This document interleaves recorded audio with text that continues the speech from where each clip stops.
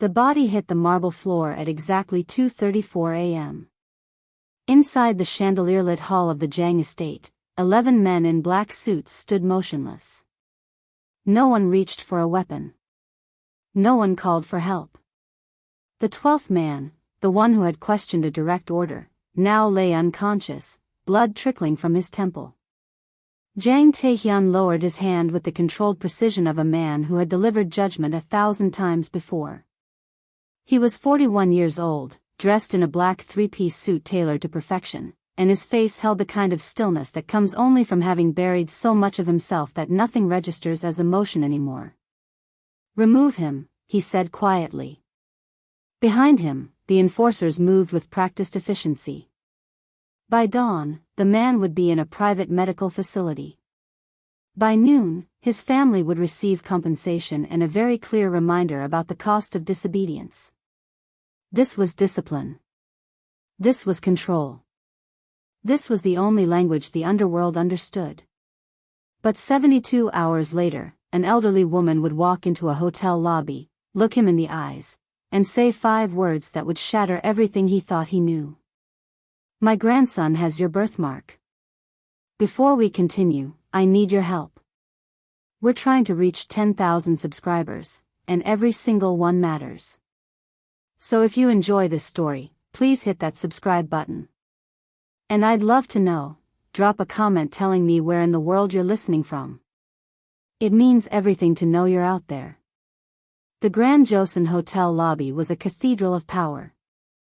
All white marble, gold-trimmed columns, and staff who moved with the silent deference of those who understood hierarchy.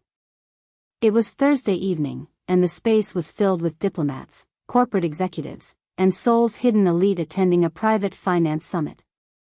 Jang Taehyun arrived at 7:45 p.m. with his usual formation. For enforcers in black suits, an assistant carrying encrypted devices, and a presence so commanding that the crowd instinctively parted like water around stone. He was there for a meeting with a Chinese logistics conglomerate. Legitimate business, the kind that appeared in financial journals and made his family's empire look respectable. He moved through the lobby with the same controlled efficiency he brought to everything. Eyes forward. Posture perfect. Every step deliberate. The crowd parted as always. Conversations dropped to whispers.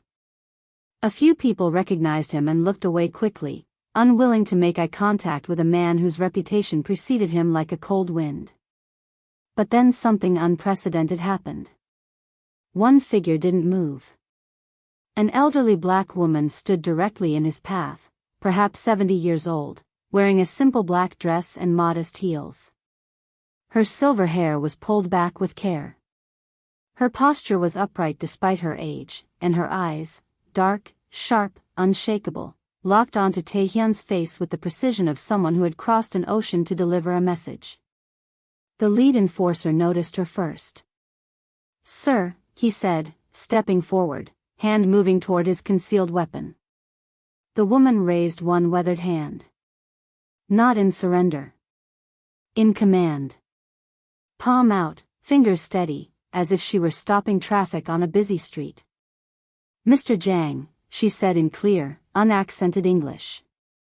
Her voice carried the weight of absolute certainty, the kind that comes from someone who has survived things no one else saw. The lobby seemed to freeze. Hotel staff stopped mid-motion. Nearby guests sensed danger and edged backward, suddenly interested in the marble patterns on the floor. Security personnel shifted positions near the exits. Taehyun stopped walking. His enforcers formed a tighter perimeter around him, shoulders squared, hands near weapons. His assistant's fingers hovered over her phone, ready to activate emergency protocol with a single touch. The old woman didn't flinch. She stood there like she had every right to be in his path, like she had been waiting for this moment for years and wasn't about to let armed men intimidate her out of it. "My grandson," she continued, each word deliberate and clear, "has a birthmark. Same as yours." The world tilted. Taehyun felt his pulse spike, a sensation he had not experienced in over a decade. His chest tightened. His vision sharpened.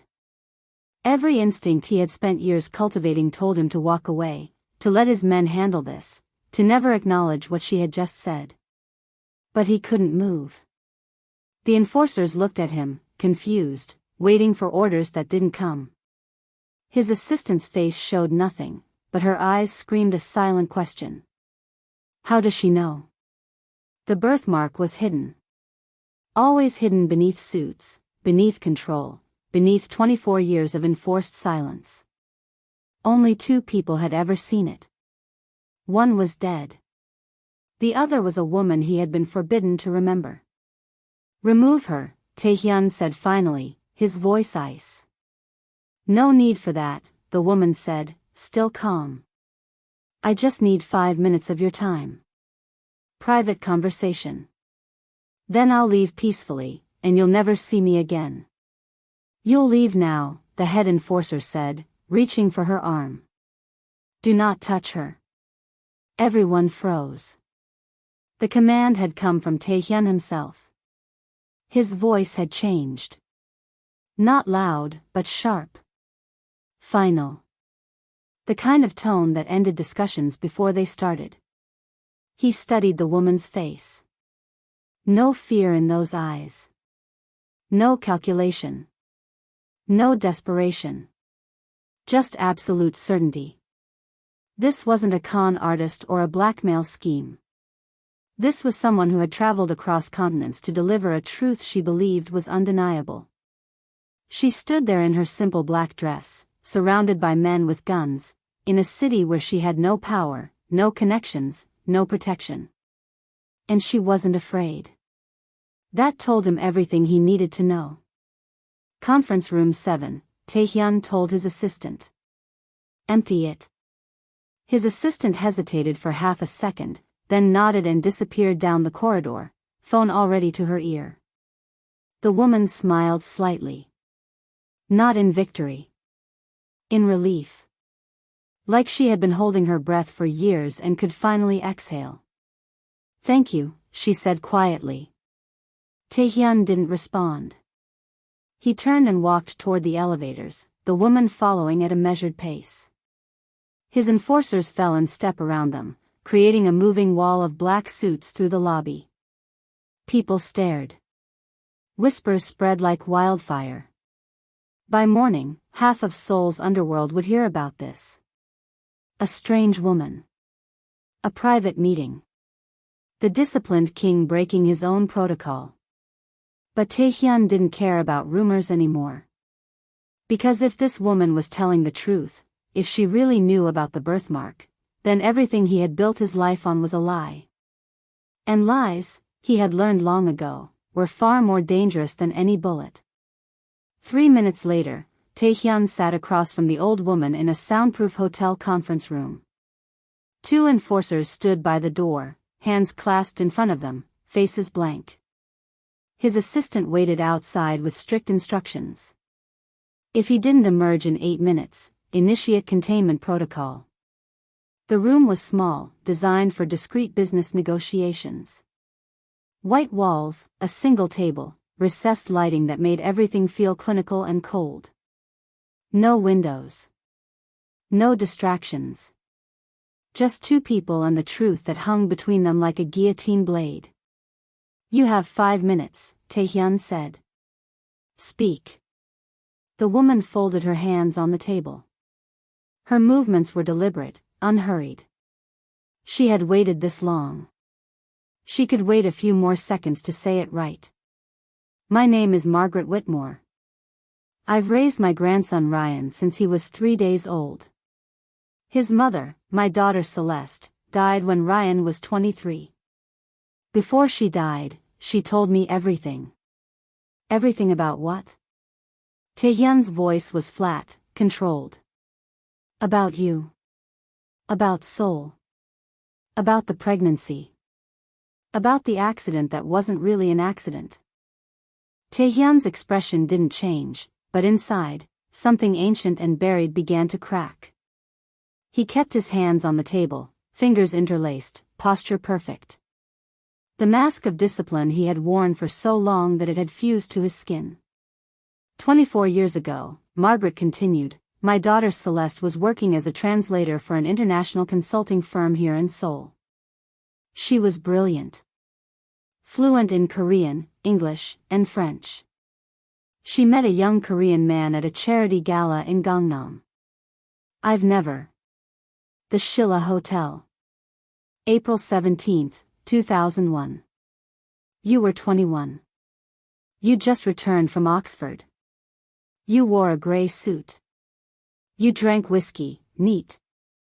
You didn't dance, but you watched her all night. Taehyun's hands, resting on the table, curled slowly into fists. Margaret didn't stop. You spoke to her for 2 months before you asked her to dinner. You took her to a private restaurant in Itaewon where your family's associates wouldn't see you. Because you were ashamed to be seen with a black woman in public. Stop. But you fell in love anyway. And she fell in love with you. And when she got pregnant, you promised you'd leave your family. You promised you'd build a new life. Just the two of you and the baby. Taehyun stood abruptly, the chair scraping against the floor. This is a fabrication. A con. I don't know who sent you, but... You have a birthmark, Margaret said quietly, her voice cutting through his denial like a blade. Inside of your left forearm. Looks like a dark constellation. You told Celeste your mother believed it was a curse. That you'd been taught to hide it your entire life. The room went silent. Taehyun's breathing was controlled, but his mind was racing. 24 years ago. The Shilla Hotel. Charity Gala. Celeste. God, Celeste. He had buried that name so deep he'd almost convinced himself she never existed. There was an accident, he said slowly, his voice rough. A car crash on the Han River Bridge. She died. I was told she died. Margaret shook her head, and for the first time, her composure cracked. Anger flickered in her eyes. Not rage. Something colder. Something that had been burning quietly for decades. That's what they told you. She didn't die in any crash. Your family found out about her. About the baby. They made her disappear. They told you she was dead. And you believed them because you were young, and terrified, and you wanted to believe it. How do you?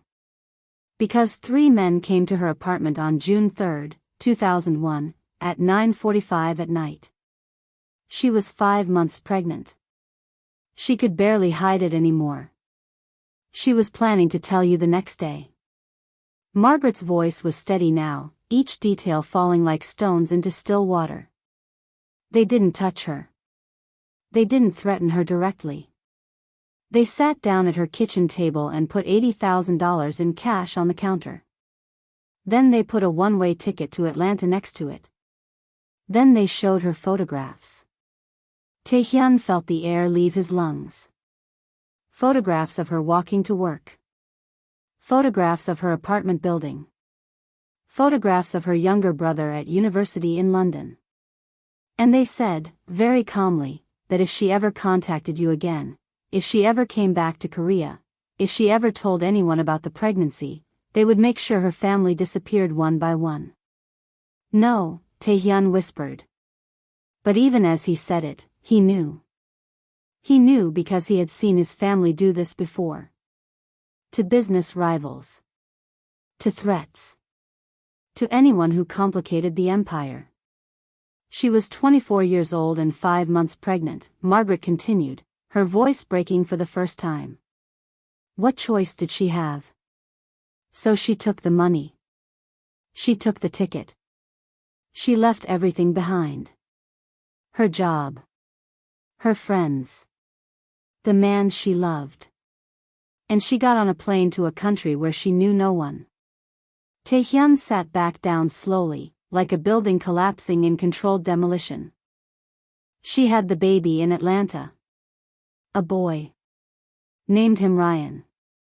She worked night shifts as a translator. She struggled.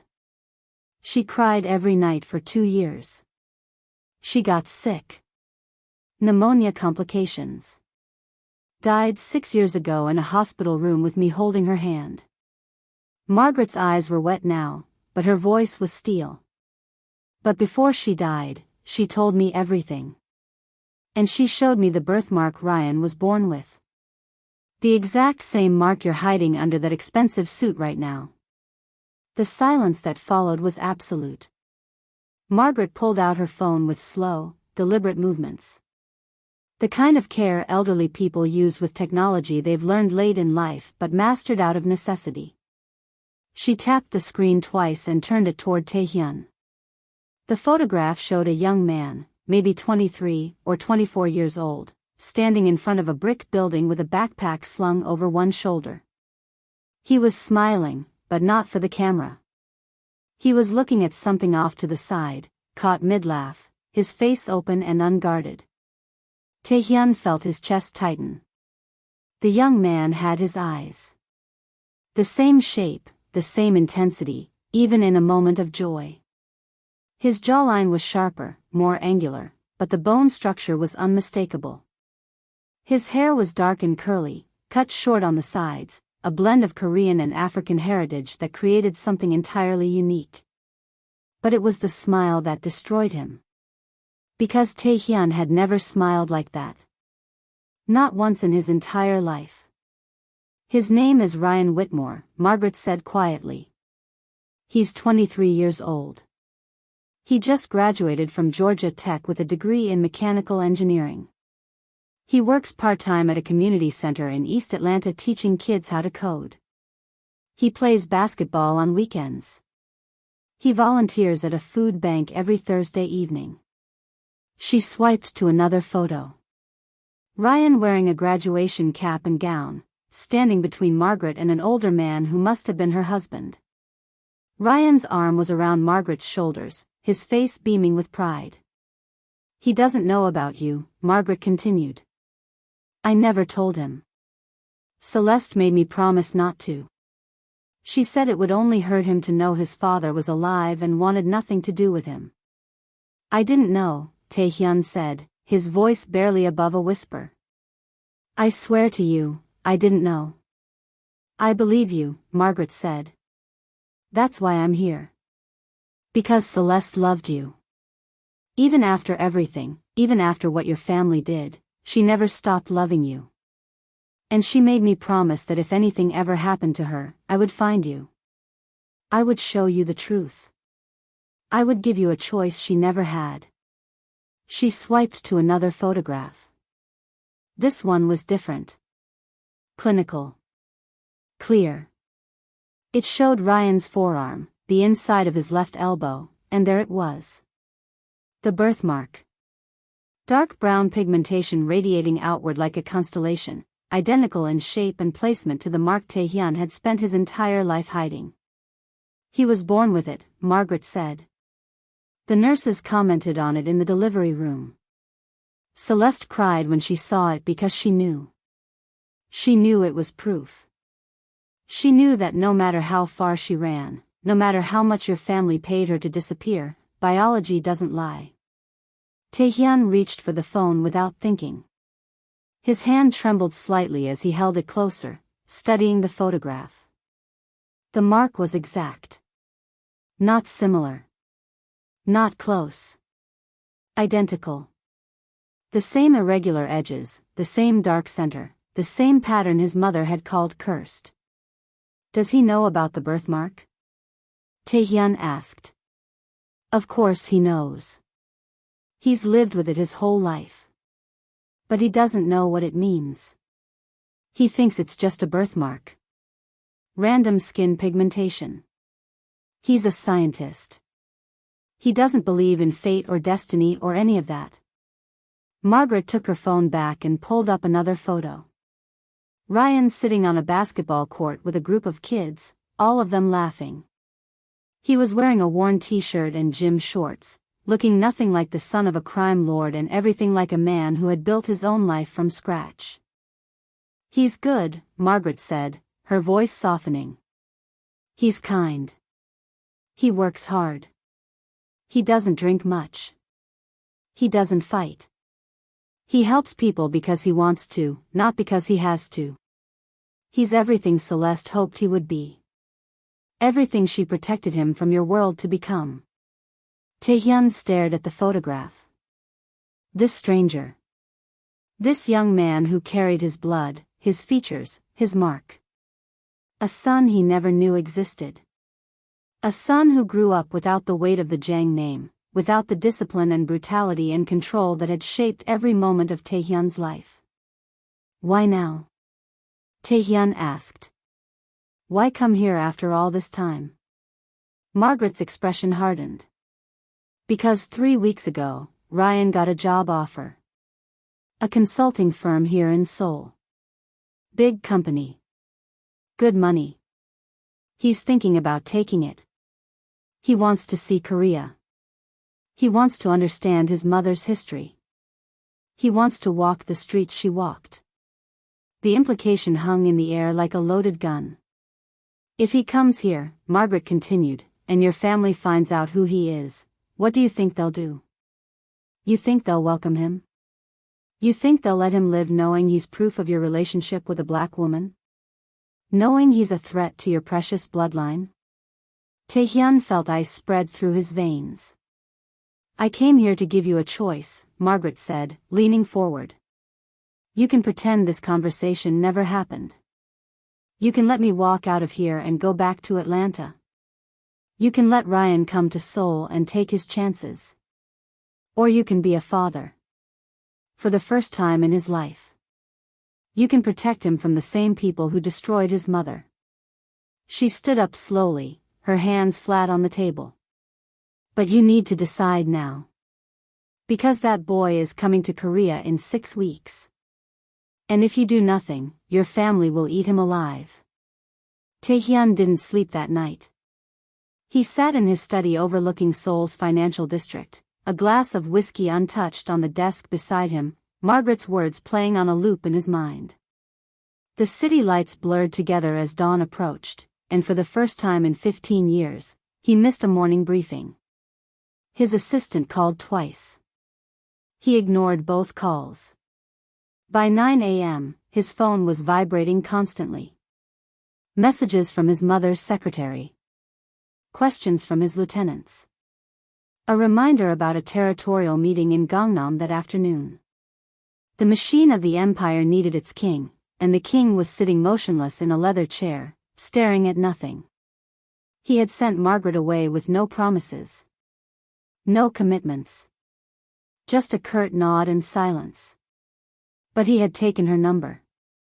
And he had memorized every detail of Ryan's face. At 10:30, he finally stood up and got dressed. Black suit.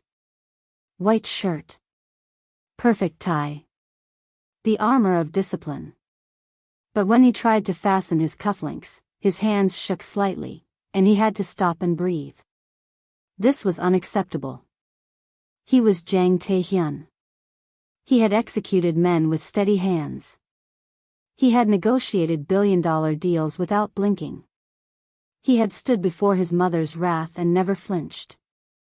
But the photograph of a smiling young man had cracked something fundamental. The meeting in Gangnam was tense. 8 men sat around a table in a private room above a restaurant, discussing territory disputes and revenue splits. Taehyun was supposed to mediate, to make final decisions, to enforce the hierarchy with absolute clarity. Instead, he found himself distracted. Mr. Jang, one of the lieutenants said carefully. Your decision on the Itaewon situation? Taehyun blinked. He had no idea what they had just discussed. Repeat the question, he said flatly. The men exchanged glances. This wasn't normal. Taehyun never asked for repetition. He absorbed information like a machine and delivered judgment without hesitation. The lieutenant repeated the territorial dispute.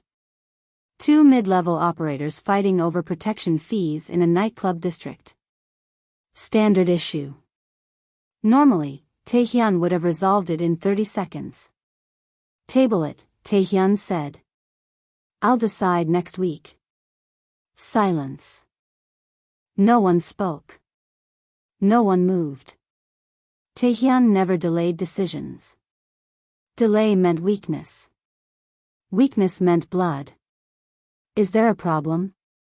Taehyun asked, his voice dropping to the dangerous register that usually ended conversations. No, sir, the lieutenant said quickly. Next week is fine. But the damage was done.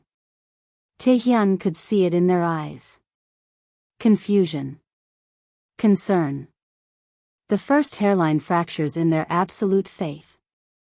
After the meeting, his most trusted enforcer, a man named Park who had served the family for 20 years, caught him in the hallway. Sir, are you unwell? Park asked quietly. I'm fine. You seem distracted. I said I'm fine. Park hesitated, then lowered his voice even further.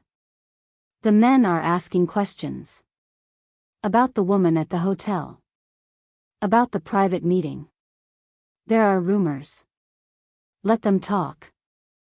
Sir, with respect, rumors are dangerous. If the matriarch hears. She won't hear anything unless you tell her, Taehyun said coldly. Are you planning to tell her? Of course not, sir. Then we have no problem. But they did have a problem. And Taehyun knew it. That afternoon, he did something he hadn't done in over a decade. He left the compound alone. No enforcers. No assistant. No security detail. Just him, a black sedan, and a destination he had sworn never to revisit. The Hanam Boutique Hotel was still standing, though it had been renovated twice since 2001. The bar where he used to sit every Thursday evening was gone, replaced by a modern lounge with minimalist furniture and soft lighting. He sat at the counter and ordered whiskey, neat. The bartender was young, maybe 25. He had no memory of what this place used to be.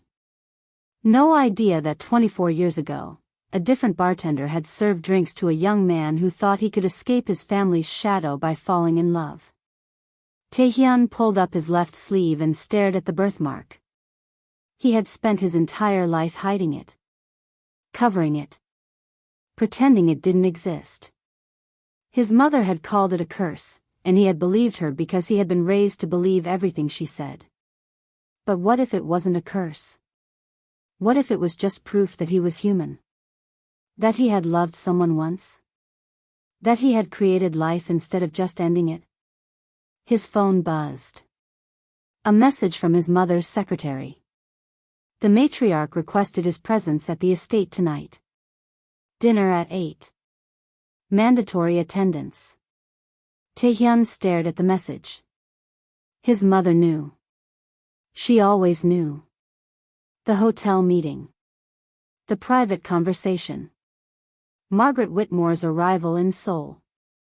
Information flowed to her like water running downhill, and she controlled every drop.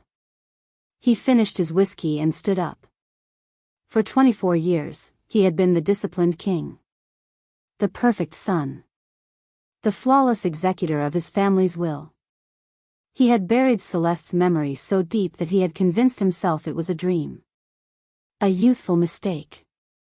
A moment of weakness that meant nothing. But now he had a name. Ryan Whitmore.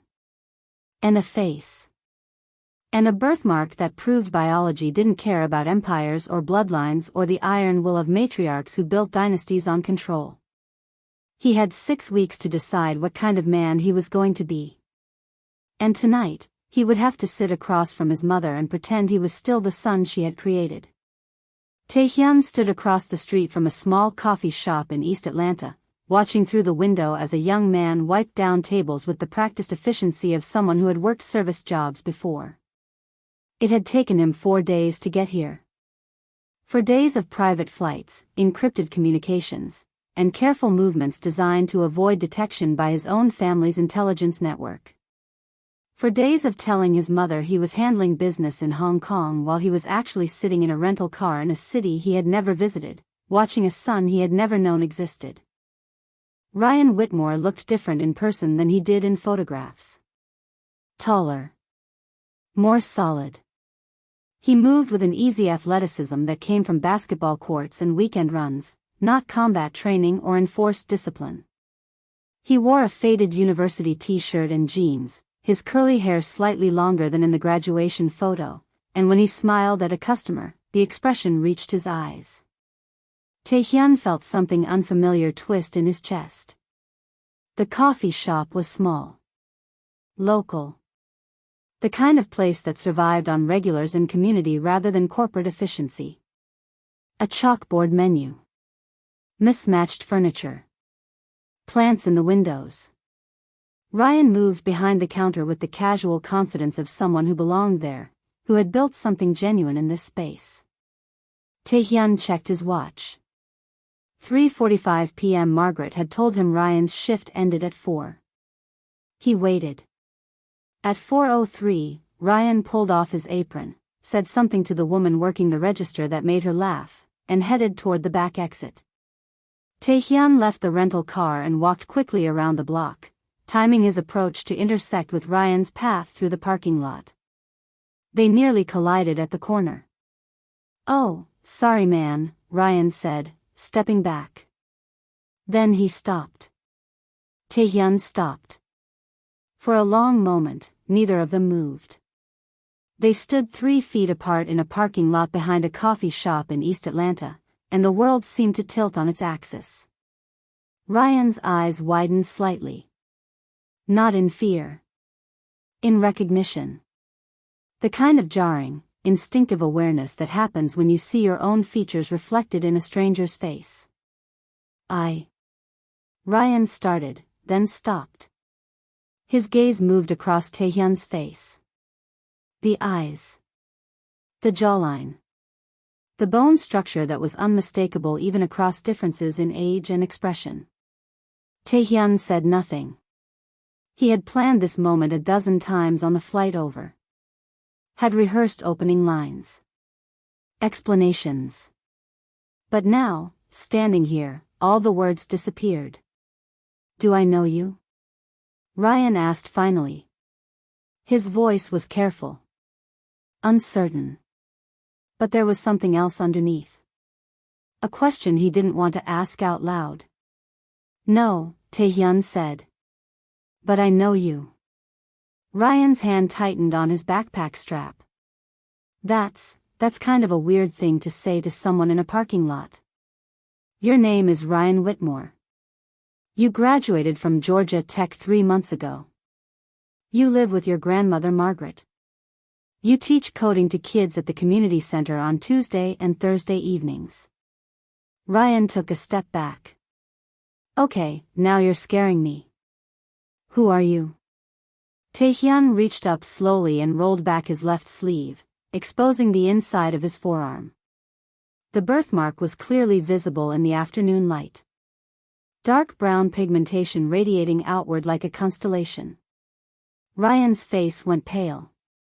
His eyes locked on the mark, then jumped back to Taehyun's face, then back to the mark again. "No," Ryan whispered. "No way." He set his backpack down on the asphalt and pulled up his own sleeve with trembling hands. The birthmark was identical. Same shape. Same placement. Same irregular edges that had been there since birth. They stood there, arms extended, the proof undeniable. "My grandmother came to see you," Ryan said quietly. 2 weeks ago. She went to Korea. She wouldn't tell me why. "She told me about you," Taehyun said. "About your mother." "My mother died 6 years ago." "I know. I'm sorry." Ryan's eyes were wet now, but his voice was steady. "She never told me about you. She never even said your name. I asked her once, when I was 14, and she just shook her head and said some things were better left buried. She was protecting you." "From what?" Ryan's voice cracked. "From you?" "From my family." The words hung in the air between them like a confession. Ryan dragged a hand across his face, breathing hard. This is insane.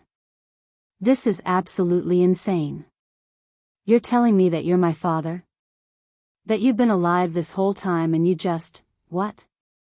Forgot about us?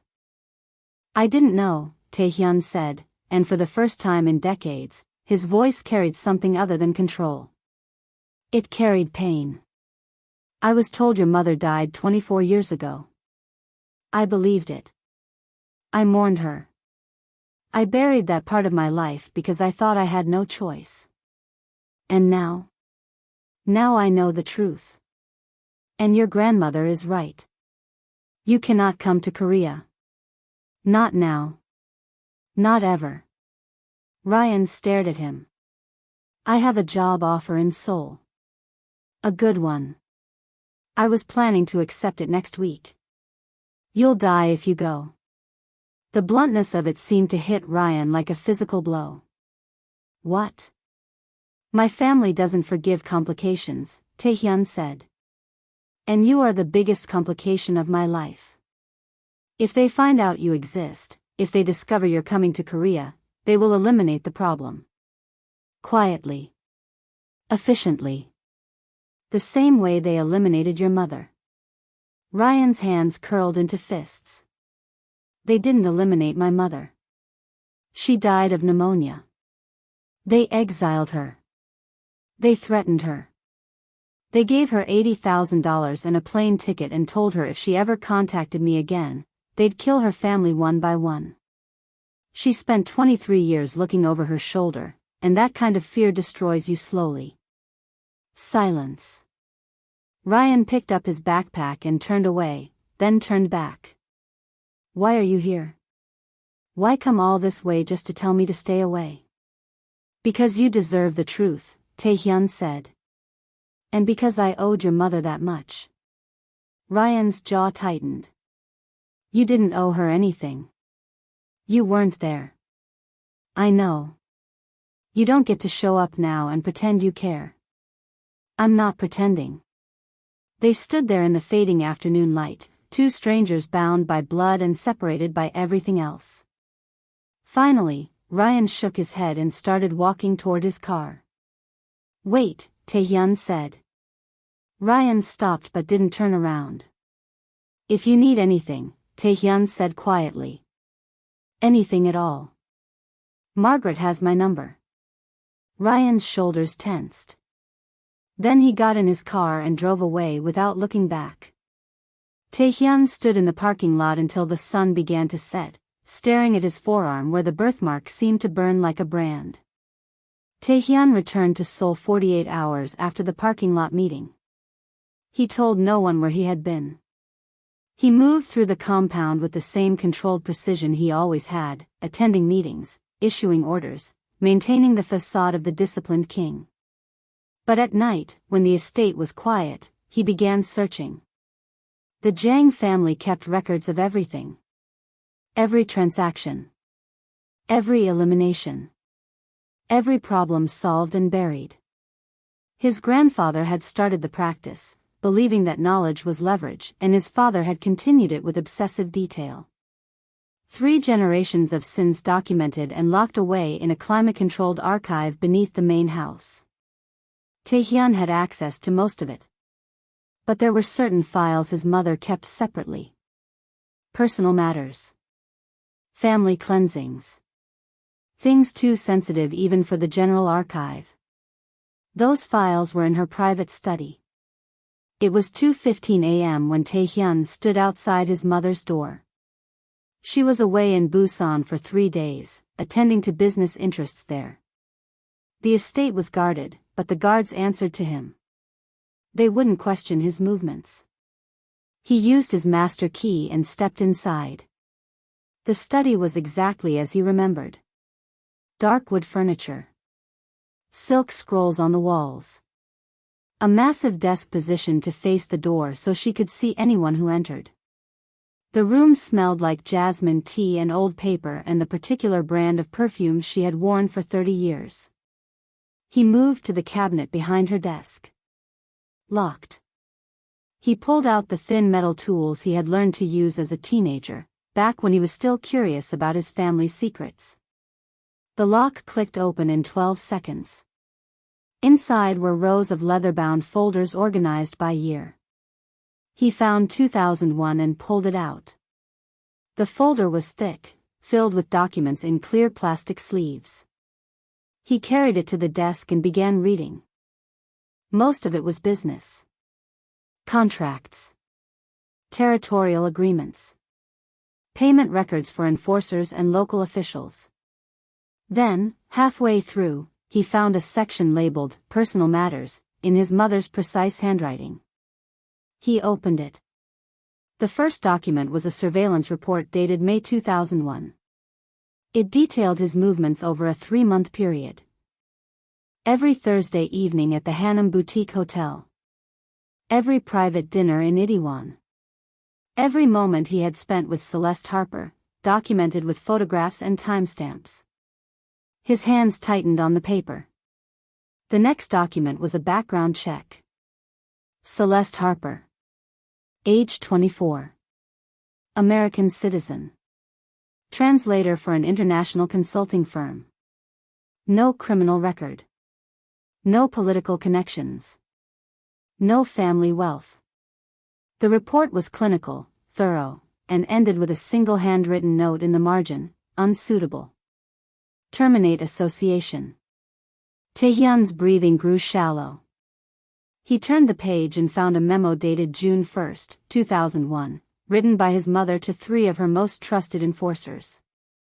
The language was formal, bureaucratic, the kind of tone used to order office supplies or schedule meetings. Subject has been confirmed pregnant. Gestation approximately 19 weeks. Elimination is not recommended due to subject's employment visibility and potential international complications. Recommend financial settlement and permanent relocation. Target destination, United States. Timeline, immediate. Ensure subject understands consequences of future contact. Below the memo was a payment authorization. $80,000 in cash. A plane ticket to Atlanta. And a separate payment of $20,000 to the 3 enforcers for successful completion of cleansing operation. Taehyun felt bile rise in his throat. He kept reading. There were follow-up reports. Confirmation that Celeste had boarded the flight. Confirmation that she had arrived in Atlanta. A surveillance report from 3 months later showing her entering a prenatal clinic. Another report from December 2001 confirming the birth of a male child. And then, a final document that made his blood run cold. It was a fabricated accident report dated June 8, 2001. A car crash on the Han River Bridge. Single vehicle. Driver identified as Celeste Harper. Body burned beyond recognition. No survivors. The report was detailed, complete with fake witness statements and falsified police records. This was what they had shown him. This was the lie they had used to close the door on his questions. Attached to the accident report was a handwritten note from his mother. Short. Direct. Final. The problem has been resolved. The boy will forget in time. Focus him on his responsibilities. Sentiment is a weakness we cannot afford. Taehyun sat back in the chair, the folder open on the desk in front of him. His mother had done this. Not rogue enforcers acting on their own. Not his father making an executive decision. His mother. The woman who had raised him, who had taught him discipline, who had molded him into the perfect heir. She had erased the woman he loved. She had stolen his son. And she had looked him in the eyes for 24 years without a flicker of remorse. He thought about the dinner they had shared last week. The way she had asked about his day. The way she had reminded him to attend a charity event because maintaining appearances is essential. The way she had touched his hand and told him she was proud of the man he had become. All of it built on a foundation of lies. He pulled out his phone and took photographs of every document. Every page. Every piece of evidence. Then he carefully returned the folder to the cabinet and locked it. As he left the study and walked back through the silent estate, he felt something shift inside him. The discipline that had held him together for so long was cracking. Not breaking. Not yet. But fracturing in ways he couldn't control. He had spent his entire life being the son his mother wanted. The king she had trained. The weapon she had sharpened. But now he knew the truth. And the truth changed everything. The DNA results arrived in an unmarked envelope delivered to a private medical facility Taehyun owned in Gangnam. He had used a facility outside the family's network, paid cash to a discreet technician, and submitted the samples under false names. He sat alone in his study at 3 in the afternoon, the envelope on the desk in front of him, unopened. He had sent the samples a week ago. A single strand of hair he had taken from Ryan's car during their meeting in Atlanta. His own blood drawn by the technician. 2 samples that would either confirm Margaret's story or prove it was an elaborate deception. Part of him hoped it was a deception. A con. A carefully constructed lie that he could dismiss and bury and forget. Because if it was real, if the results confirmed what he already knew in his bones, then everything he had built his life on was a monument to his mother's cruelty. He opened the envelope. The report was clinical. Scientific. 3 pages of genetic markers and probability calculations written in the cold language of absolute certainty. He skipped to the conclusion. Probability of paternity, 99.97%. He read it again. Then a third time. The numbers didn't change. The science didn't lie. Ryan Whitmore was his son. Not possibly. Not probably. Definitively. Genetically. Undeniably. Taehyun set the paper down and stared at his hands. These hands had killed men. Had signed execution orders. Had maintained the empire his family had built over 3 generations. And they were shaking. For the first time in his adult life, Jang Taehyun wept. Not loudly. Not dramatically. Just silent tears that ran down his face while he sat perfectly still in the leather chair, the DNA report on the desk, and the weight of 24 stolen years pressing down on him like a collapsing building. He had a son. A son who had grown up without a father. A son who had learned to ride a bike without him. Who had graduated from university without him. Who had built an entire life in a country Taehyun had never visited, surrounded by people Taehyun would never know. His phone buzzed. A message from his mother's secretary. Dinner tonight at the estate. The matriarch requested his presence. There were family matters to discuss. Taehyun stared at the message. Then he did something he had never done before. He replied, "I'll be late." Not, "Yes, mother." Not, "I'll be there at 8." Just a simple boundary that felt like revolution. He stood up, walked to the cabinet where he kept a bottle of 20-year-old whiskey, and poured 3 fingers into a crystal glass. He didn't drink it. He just held it, watching the amber liquid catch the afternoon light. His entire life had been choreographed.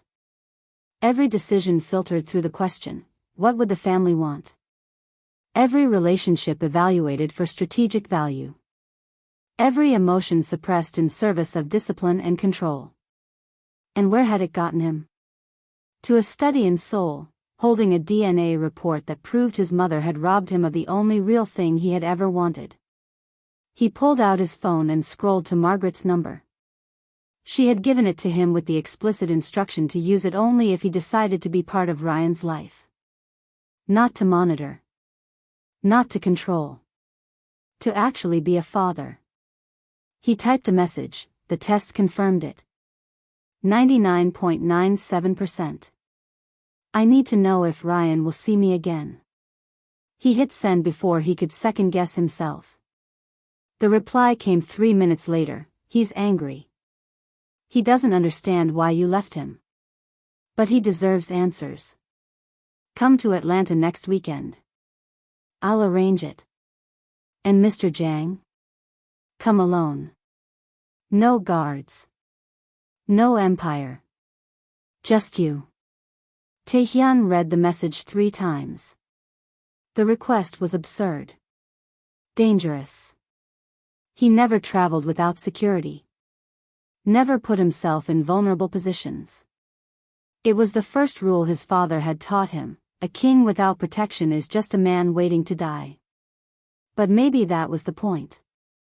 Maybe he needed to be just a man for once.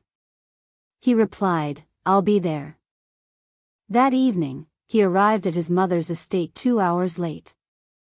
She was already seated in the formal dining room, a spread of traditional dishes arranged on the table, her posture perfect and her expression glacial. "You're late," she said calmly. "I apologize," Taehyun said, sitting down across from her. But his tone wasn't apologetic. It was flat. Empty of the deference she had always demanded. She studied him for a long moment. "You seem distracted lately. The men have noticed. There are whispers. Let them whisper." Her eyes narrowed. "That's not acceptable. Discipline requires consistency. You taught me that yourself." "No," Taehyun said quietly. "You taught me that. I just believed it." Silence fell between them like a blade. "Is there something you want to say to me?" she asked, her voice dropping to the dangerous register that had terrified him as a child. Taehyun met her gaze. For the first time in his life, he wasn't afraid of her. The fear had been replaced by something colder. Something harder. "Not yet," he said. "But soon." She set down her chopsticks with deliberate precision. "You're being cryptic." "I don't appreciate cryptic. I'm being honest. For once." "What does that mean?" Taehyun stood up from the table. "It means I'm done pretending. I'm done being the perfect son. I'm done letting you decide who I'm allowed to love." Her face remained composed, but he saw the flicker. The micro-expression that betrayed surprise. "Sit down," she commanded. "No. Sit. Down." Taehyun walked toward the door, then stopped and turned back. "I know what you did in 2001. I know about Celeste.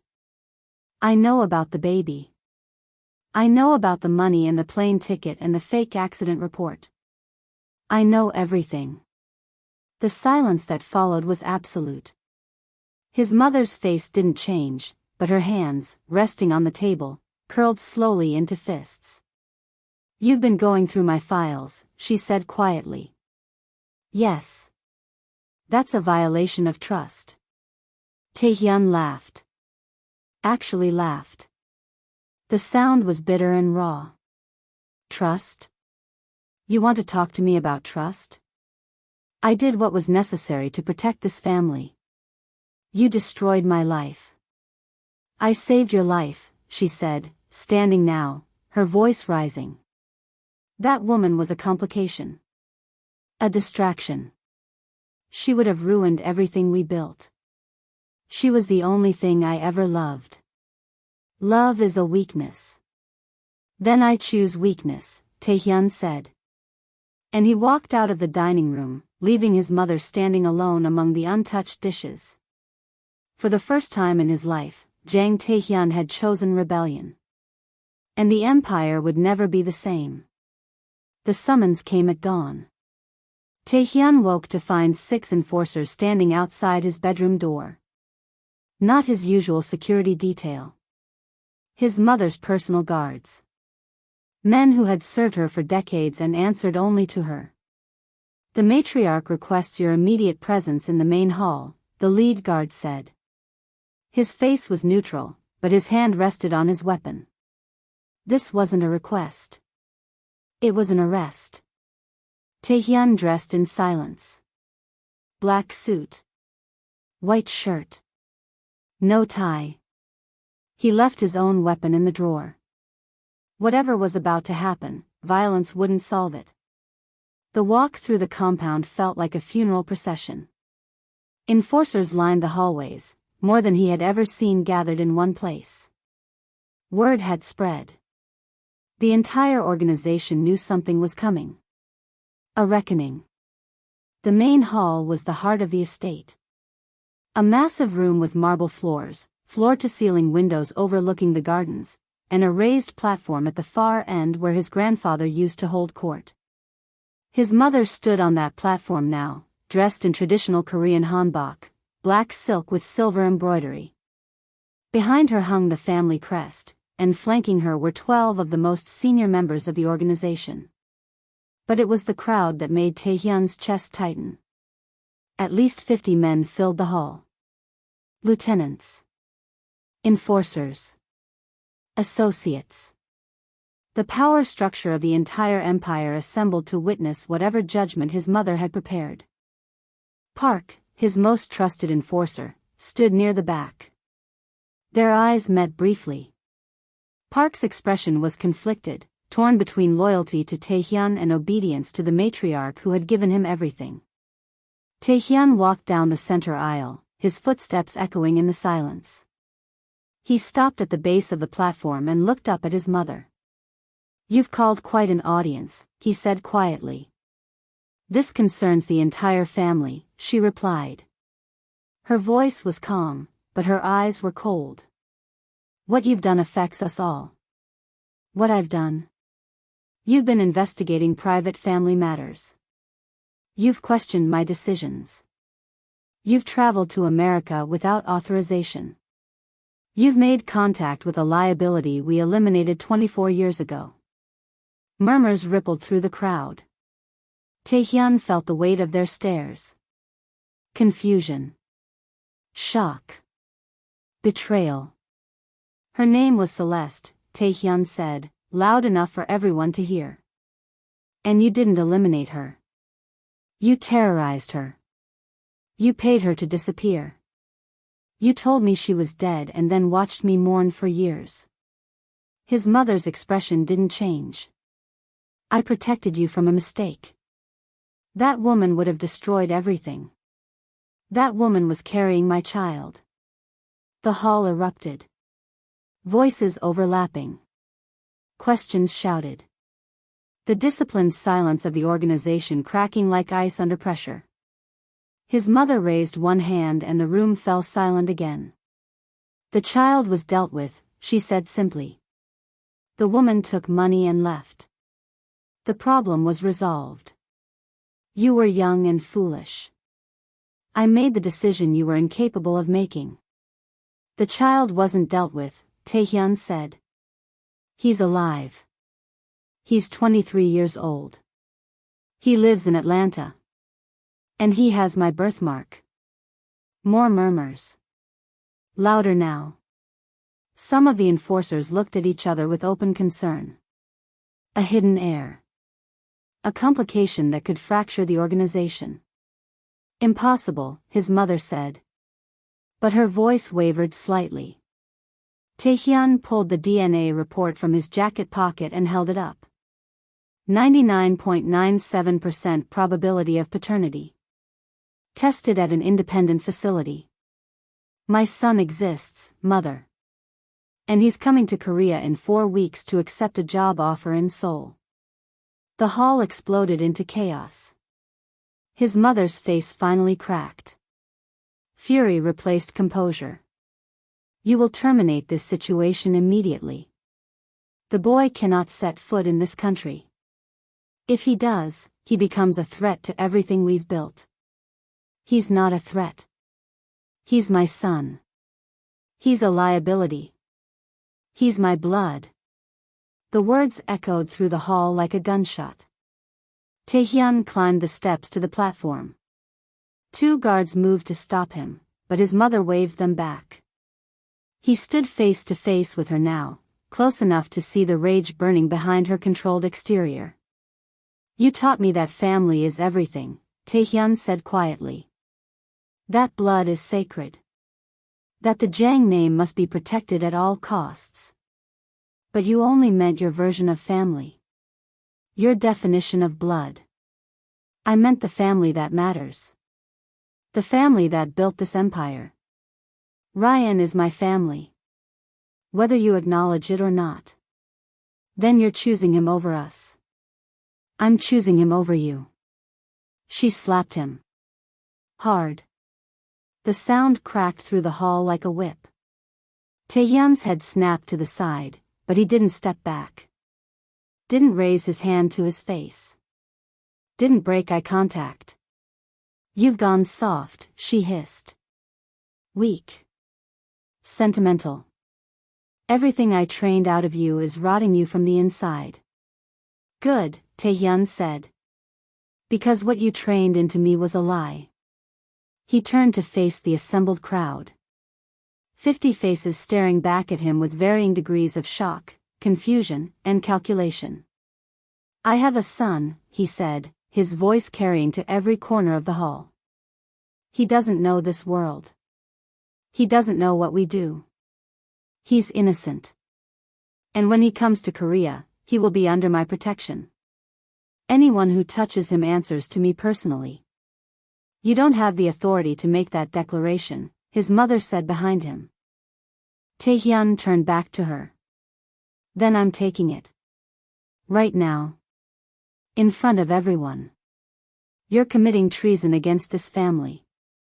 I'm committing to being a father. She stared at him for a long moment, then looked past him to the crowd.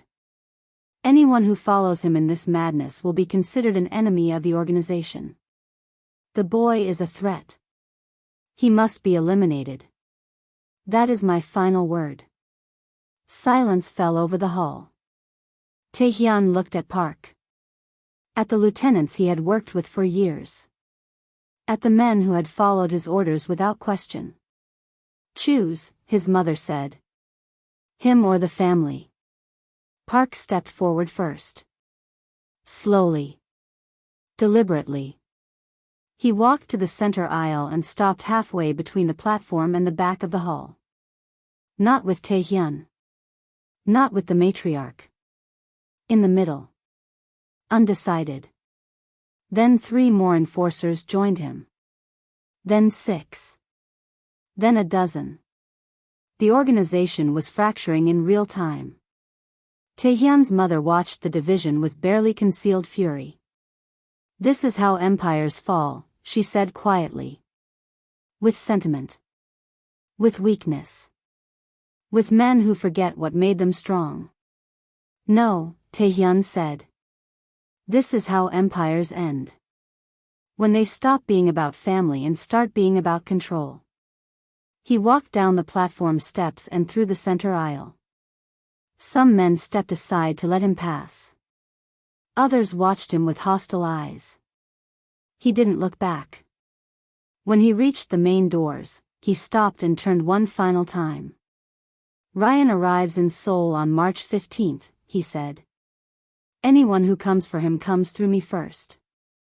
Then he walked out of the hall and into the morning light, leaving behind the only life he had ever known. Taehyun waited at Incheon International Airport on March 15th with no security detail, no enforcers, and no weapon. Just a sign with Ryan's name written in careful English letters and a fear he had never experienced before. He had spent the last 3 weeks dismantling his life piece by piece. He had transferred half his personal assets into accounts his mother couldn't access. He had secured a private apartment in Itaewon, far from the family compound. He had quietly reached out to men in the organization who had shown hesitation during the hall confrontation, building a network of protection that existed outside his mother's direct control. But standing in the arrivals hall, watching travelers stream through the doors, he realized none of that preparation mattered. Because the young man walking toward him wasn't a strategic asset or a political complication. He was his son. And Taehyun had no idea how to be a father. Ryan saw him before Taehyun could raise the sign. Their eyes met across the crowded terminal, and for a moment, neither moved.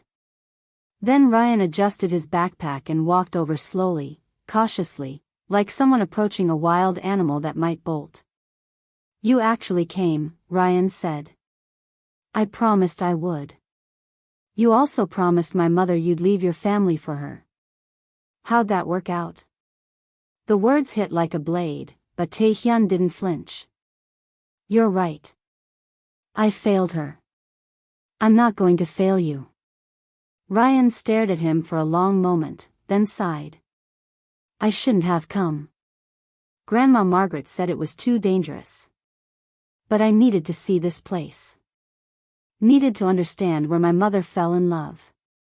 Where I came from. It is dangerous," Taehyun said quietly. "My family knows you're here. They're watching. But you're under my protection now." "What does that even mean?"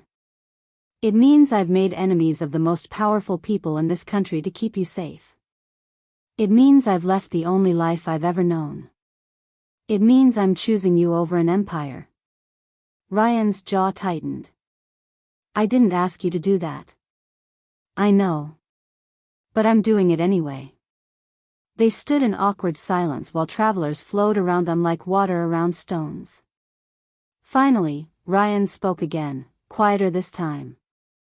"I've been angry at you my whole life. Angry at a ghost. A story my mother never told. And now you're real and I don't know what to do with that." "Neither do I," Taehyun admitted. "I don't know how to be a father. I was raised by people who believed emotion was weakness and love was a liability. Everything I know about family comes from a system built on control and fear. Then why bother? Why not just let me be another stranger?" Taehyun looked at his son. Really looked at him. At the features that mirrored his own. At the eyes that held none of the coldness Taehyun had cultivated for decades. At the young man who had somehow become good despite everything. "Because the moment Margaret showed me your photograph, something in me broke," Taehyun said. 24 years of discipline. Of control. Of being the perfect weapon my mother sharpened. All of it shattered. And for the first time in my life, I felt something stronger than fear. What? Hope. That maybe I could be more than what I was made to be." Ryan's eyes were wet now. He looked away, blinking hard. "I'm only here for 6 months. Contract position. After that, I'm going back to Atlanta." "I understand. And I'm not calling you Dad. Not yet. Maybe not ever. I understand that too. And if your family comes for me, if this gets too dangerous, I'm leaving. I'm not dying for some legacy I never asked to be part of. If it gets too dangerous, I'll put you on a plane myself," Taehyun said. "Your safety is the only thing that matters." Ryan finally met his eyes again. "Okay. So what now?" "Now I take you to the apartment I rented. It's secure. Top floor. 2 exits. I've hired private security that answers only to me. You'll have your own space, your own life. I won't intrude unless you want me to." "And what about you? Where will you be?" "The apartment below yours. Close enough to respond if there's trouble. Far enough to give you privacy." Ryan laughed, but there was no humor in it.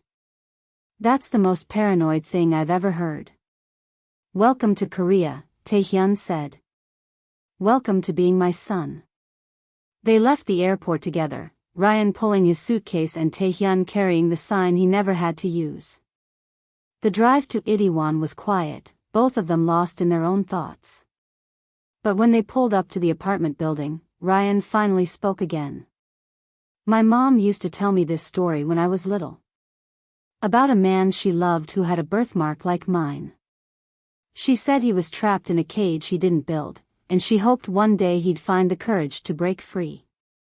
Taehyun's hands tightened on the steering wheel. She never told me his name, Ryan continued. Never told me he was my father. But she told me he was good underneath everything.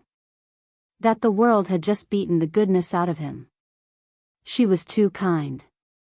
Maybe. Or maybe she saw something in you that you couldn't see in yourself. They sat in the car for another moment, then Ryan opened the door. I'm exhausted. Jet lag is brutal. Can we do the whole awkward bonding thing tomorrow? Of course. Ryan got out, grabbed his suitcase, then paused and looked back through the open door. Thank you. For protecting me. For leaving your family. For showing up. I know that cost you. You're worth it, Taehyun said simply. Ryan nodded once and walked into the building. Taehyun sat in the car alone, watching his son disappear into the lobby. He had ruled an empire. Had commanded hundreds of men. Had built a reputation on discipline and fear. But sitting there in the fading afternoon light, watching the building where his son would sleep safely for the first time in Korea, Jang Taehyun felt something he had never felt before. Purpose. Not the hollow purpose of maintaining power or executing his mother's will. Real purpose. The kind that came from protecting someone who mattered more than himself. His phone buzzed. A message from Park. Your mother has issued a formal decree. You're no longer recognized as part of the family. All assets frozen. All connections severed. Several lieutenants are being tasked with surveillance. Be careful. Taehyun read the message and deleted it. He had lost an empire. But he had gained something far more valuable. He had become a father. And for the first time in 41 years, Jang Taehyun smiled. Not the controlled expression he wore in negotiations. Not the cold mask he showed his enemies. A real smile. Small. Fragile. But genuine. The disciplined king was dead. The father was just beginning. 6 months later, Taehyun sat in a cramped community center in Itaewon, surrounded by a dozen teenagers hunched over laptops, their faces illuminated by screens displaying lines of code. Ryan stood at the front of the room, explaining conditional statements with the kind of patient enthusiasm that reminded Taehyun so much of Celeste it made his chest ache. He had never seen her teach, but he imagined this was how she must have been. Clear. Kind. Genuinely invested in whether her students understood. Mr. Jang, you're not even looking at your screen, a girl named Minji said, poking his keyboard. She was 14 and had more attitude than most of his former enforcers. Sorry, Taehyun said, turning back to the basic Python tutorial Ryan had assigned him. He was easily the worst student in the class, but he showed up every Thursday evening anyway. Ryan had started teaching the coding class 3 months ago, after his contract position ended and he decided to stay in Korea. Not permanently. Not yet. But long enough to see what might grow between them. It had been slow. Awkward. Neither of them knew how to bridge 24 years of absence. But they were trying. They had dinner together twice a week. Taehyun had learned that Ryan hated seafood but loved spicy food. That he was terrible at using chopsticks but too stubborn to ask for a fork. That he video called Margaret every Sunday morning without fail. Ryan had learned that his father didn't know how to relax. That he checked the apartment's security cameras obsessively. That he still dressed in expensive suits even though he no longer had an empire to impress. They had learned to exist in the same space without the weight of expectation crushing them. The class ended at 8. The teenagers filed out, chattering about weekend plans and upcoming exams. Minji waved at Taehyun on her way out. See you next week, Mr. Jang. Try to actually finish the assignment this time. I'll do my best, he said. When the room was empty, Ryan started packing up the laptops. Taehyun helped, moving around the space with the careful awareness of someone still learning the choreography of normal life. "You're getting better," Ryan said. "Your loop syntax was almost correct today." "Almost?" "You forgot the colon." "Again." Taehyun smiled slightly. "Discipline doesn't translate to programming, apparently." "Apparently not." They finished packing in comfortable silence, then walked out into the cool April evening. The streets of Itaewon were alive with activity. Music spilling from bars. Street food vendors calling out to passers-by. A neighborhood that thrived on diversity and didn't ask too many questions about anyone's past. "I got an email today," Ryan said as they walked. "From a university in Seoul. They're offering me a position. Teaching assistant in their computer science department." Taehyun's heart jumped, but he kept his voice neutral. "That's a good opportunity. It's a 2-year contract." 2 years is a long time. "Yeah." Ryan shoved his hands in his pockets. "I told them I'd think about it." They walked another block before Taehyun spoke again. "You should do whatever makes you happy. Not what you think I want you to do." "What if I don't know what makes me happy?" "Then you try things until you figure it out." "That's what I'm doing." Ryan glanced at him. "How's that going?" "Better than I expected." "Worse than I hoped." "Somewhere in between." They stopped at a street vendor selling hotteok, the sweet Korean pancakes that had become Ryan's obsession. Taehyun paid while Ryan ordered too, his Korean improving but still heavily accented. They ate while walking, the warm pastries steaming in the evening air. "I got a message from Margaret last night," Ryan said carefully. "She wants to visit. See how we're doing. She's welcome anytime. She asked if you'd be okay seeing her. Said she knows it might be complicated." Taehyun thought about the elderly woman who had walked into a hotel lobby and destroyed his entire world with 5 words. The woman who had carried the truth across an ocean because she believed he deserved to know his son. "I owe her everything," he said quietly. "Tell her I'd be honored." They reached the apartment building and took the elevator up in silence. When they reached Ryan's floor, he hesitated before getting out. "The university position starts in September," he said. "If I take it." "That's 5 months away." "I know. I wanted you to know I'm thinking about staying. Not because I have to. Because I want to." Taehyun felt something loosen in his chest. Not relief exactly. Something deeper. "I want you to stay too. But only if it's right for you." Ryan nodded and stepped out of the elevator. Then he turned back, holding the door. "You know, you're not as terrible at this as you think you are." "At what?" "Being a dad." The elevator doors closed before Taehyun could respond, leaving him alone with those words echoing in the small space. He rode down 1 floor to his own apartment and let himself in. The space was smaller than his room at the estate had been. Simpler.